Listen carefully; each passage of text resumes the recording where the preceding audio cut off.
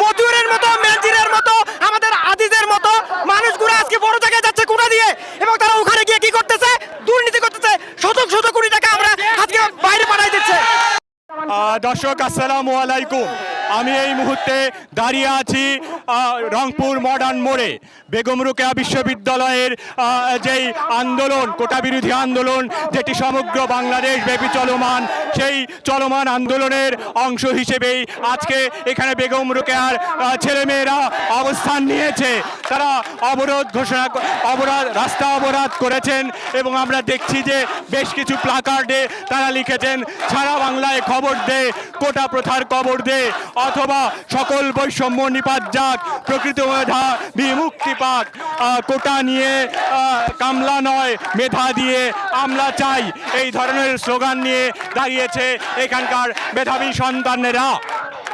2018 সালে যেটি ছিল একটি সমাধানের উপায়, সরকারি পরিপত্রের মাধ্যমে এই আন্দোলনের প্রতি যেই সমর্থন সরকার থেকে যেই স্বীকৃতি দিয়েছিলেন, সেই স্বীকৃতি থেকে এখন বিষয়টি কোর্টে চলে গিয়েছে।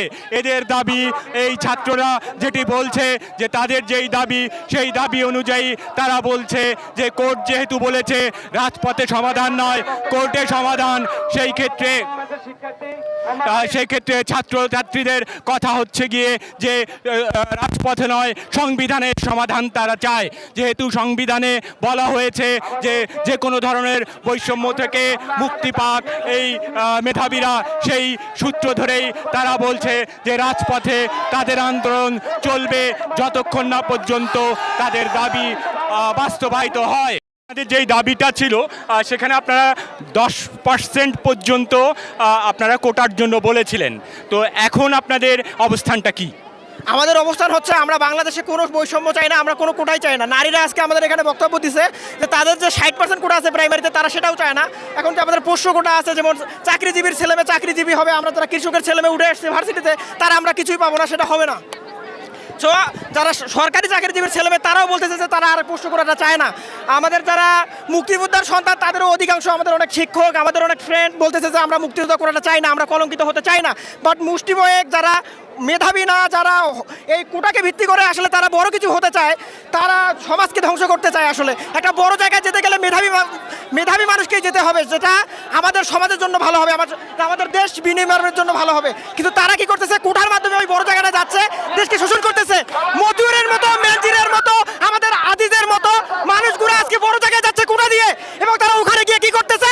দুর্নীতি করতেছে। শত শত কোটি টাকা আমরা আজকে বাইরে পাঠাই দিচ্ছে। আমাদের এই ব্যাপারে সোচ্চার হতে হবে।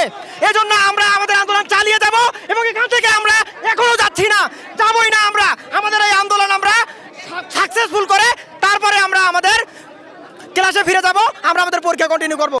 18 সালের যে পরিপত্র সেটা বহাল করা, এটাই আমাদের দাবি। মেধাবীরা সুযোগ পাক, মেধাবীরা সুযোগ পাক, মেধার জয় হোক। বৈষম্যের বাংলায় আমরা মেধা ছাড়াও পরিশ্রমীদের ঠাই হোক, এটাই আমরা চাই। আপনাদের সঙ্গে কেন্দ্রের অর্থাৎ ঢাকার কোনো কি আপনাদের যোগাযোগ রয়েছে, নাকি এটি স্বতঃস্ফূর্ত ছাত্র আন্দোলন? এটা অবশ্যই স্বতঃস্ফূর্ত ছাত্র আন্দোলন। বাংলাদেশের আমাদের যে ভার্সিটির, আমরা বেগম রোকেয়া বিশ্ববিদ্যালয়ের যে ছাত্র সমাজ, আমাদের সবার যে বাংলাদেশের সব বিশ্ববিদ্যালয়, সবার সাথে একাত্মতা পোষণ করেই আমরা এই আন্দোলনটা চলমান করছি। বেগম রোকেয়ার যেই বৈষম্যহীন শিক্ষা ব্যবস্থা, সেই শিক্ষারই ধারক রয়েছেন আপনারা। তো আপনারা আসলে এই বিশ্ববিদ্যালয় থেকে এই আন্দোলনকে কতটুকু আগিয়ে নিয়ে যেতে পারবেন? আপনাদের নেতৃত্বের মাঝে কোনো রাজনৈতিক কোনো মতাদর্শ আছে কিনা? জি, যতক্ষণ না আমাদের এই কোটা প্রথা সংস্কার হয়, ততক্ষণ আমরা আন্দোলন চালিয়ে যাব ইনশাল্লাহ। আর আমরা চাই বেগম রোকেয়া যেভাবেই আমাদের হলো বৈষম্যহীন সব কিছুই করে রাখছেন, শিক্ষা দিচ্ছেন আমাদের, সেভাবে আমরা চালিয়ে যাব সবকিছু। আছে বা নির্দেশনা আছে, সেই প্রসঙ্গে আপনাদের এই কোটায় যারা করছেন, আন্দোলন করছেন, তাদের মতামত কি? আমরা আসলে দেখতে পেয়েছি কোটার যে বিচারপতি, তিনি বললেন আন্দোলন দিয়ে রায় পরিবর্তন হয় না, কিন্তু আমরা আসলে বঙ্গবন্ধু আদর্শ ধারণ করে আমরা দেখেছি বঙ্গবন্ধু শুরু থেকে তিনি তার ছাত্র সময়কাল থেকে তিনি অন্যায় এবং বৈষম্যের প্রতিবাদ করেছেন। ইভেন তিনি ঢাকা বিশ্ববিদ্যালয় থেকে বহিষ্কার হওয়ার পরও তিনি কিন্তু তার অন্যায়ের বিরুদ্ধে প্রতিবাদ থামাননি। আমরা ছাত্র সমাজ তার ধারণ করি, তার জীবন দৃষ্টিভঙ্গি, এবং সেই দৃষ্টিকোণ থেকে বলতে চাই আমরা একটা সমুদায় দেশ চাই। বর্তমান বর্তমান সরকারি বাস্তবতায় সরকারি চাকরিজীবীদের ক্ষেত্রে যেটা দেখা যাচ্ছে, সরকারি চাকরিজীবীর প্রধান ঝুঁকি থাকে আসলে দেশপ্রেম নয়, বরং নিজস্ব আখের গোছানোর। তো আপনারা যে মেধার আন্দোলনটুকু করছেন, আপনারা আসলে আপনাদের মেধার দ্বারা যদি সুযোগ পান দেশ এবং রাষ্ট্রের জন্য, আপনারা কি করবেন? আসলে সত্যিকার অর্থে পুরো বিশ্ব যখন চতুর্থ শিল্প বিপ্লবের দিকে এগিয়ে যাচ্ছে, কারণ এই চতুর্থ শিল্প বিপ্লব মোকাবেলা করতে হলে আমাদেরকে অবশ্যই তারুণ্যময় শক্তিকে এই জনসম্পদে রূপান্তর করতে হবে।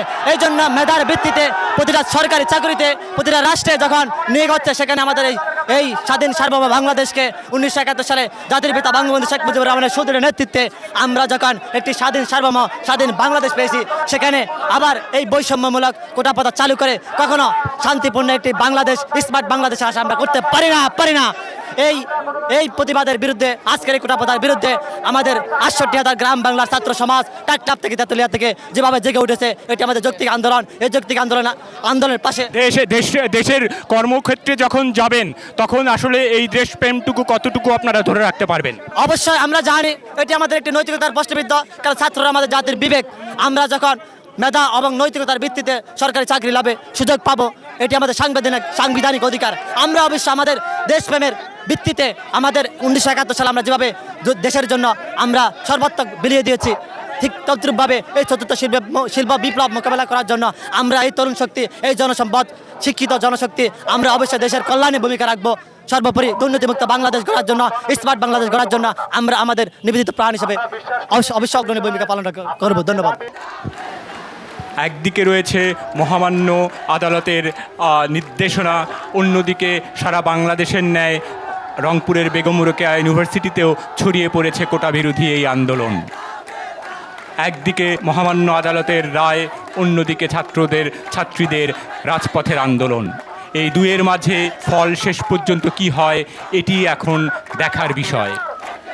ইনম Shahriar, staff reporter, Bangla FM।